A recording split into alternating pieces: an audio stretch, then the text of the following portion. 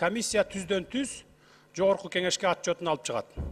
Комитеттерде караганга милдеттүү эмес. Биз эмне үчүн 3 комитетти карап койсун дедик. Себеби бул баякы ашыкча болбос деген ой менен 3 комитетти карагыла дегенбиз. Мен Бакыт Эргешевич Төрөбаевтан суранып, сиз ушу МПА менен жүргөнсүз, урматтуу төрага. Комитеттер дагы карап койсун, мындай кичине расширенный талкуу болсун деп өткөзгөнбүз. Ал эми буга чейинки түзүлгөн комиссияларды алып көргүлө, бирөө дагы комитеттен өтпөй прямой жогорку кеңешке алып чыккан.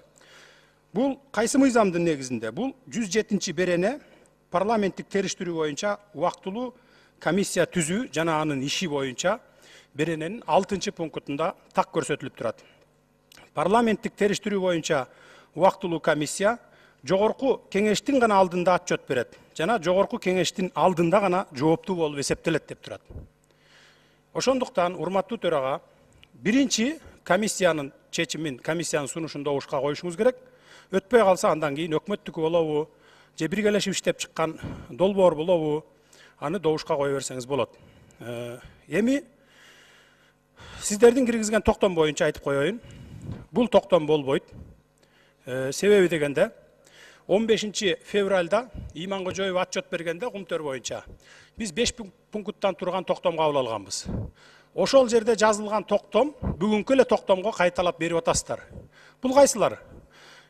Убактылуу депутаттык комиссиянын отчетунда белгиленген маалыматтарды ар тараптуу, толук жана объективдүү иликтөө максатында өкмөттөн комиссия түзүлсүн деп атасыздар. Урматтуу депутаттар, биз 15 февралда өкмөткө тапшырма бергенбиз 5 пункт менен. Барып карагыла, экологиялык катастрофага алып келатат, ушуну ордуна калыбына келтиргиле деп. Бирөө дагы басып барган эмес. Бул токтом менен дагы бирөө дагы басып барбайт. Эми кыргызда жакшы сөз бар, айтылбай турган сөз эле айтылып кетти өзү эле дейт. Мен буга чейин көп нерсени айтпадым элем. Себеби эмне деле? Себеби ушу өкмөт башында турган, аралашып аткан, бүгүнкү күндө бийликте отурган чиновниктер ушу жогорку кеңешке келип, депутаттардын ой пикирин тескери буруп, ушинтип иштебесин. Кыргыз элинин кызыкчылыгы үчүн, мамлекеттин кызыкчылыгы үчүн кумтөр толук мамлекетке өтсүн. Андан кийин анан тергөө иштери, тергөө группасы түзүлгөндөн кийин ошолор аныктап, ким күнөөлүү жоопко тартсын деген максатта мен айткан жок элем. Мен эми ачыгын айтып коюшум керек. Мына Атажанов кат берип атат аппарат правительствого. Аппарат правительство сурап атат. 20-июнь 2000 кече жакында 5 күн болду, 7 күн болуптур. Эмне үчүн ушундай мыйзамсыз токтомдорду, мыйзамсыз Сарыча Терташ боюнча лицензияларды бердиңер эле дегенде, мына Атажановдун колу менен жазып атат.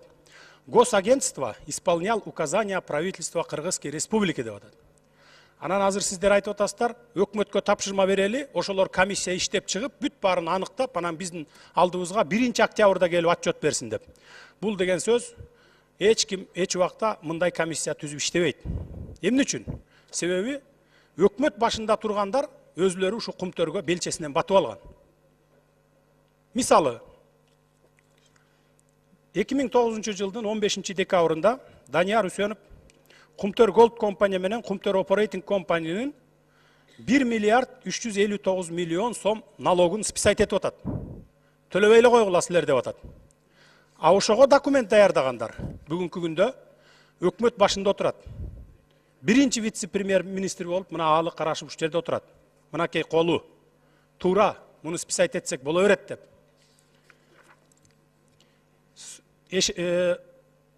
Налоговыйдын убактылуу баякы временно исполняющий обязанности председателя налоговой службы Эшенкулов берип атат.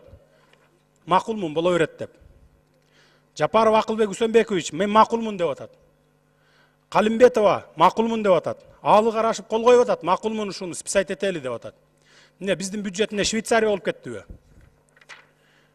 Заместитель министра финансов Кожошев берип атат, тоже макулмун деп. Статс-секретарь Минюста в то время Аида Солянова берип атат, макул деп. Жана башкалар 1 миллиард 359 миллион сомду списать этип атат. Анан сиздер ушуларга алып барып туруп кайра комиссияны берели деп атасыздар. Ушулар иликтеп чыксын деп. Ошон үчүн комиссия каршы биринчи комиссиянын сунушун коюңуз, өтсө өтсүн, өтпөсө андан кийин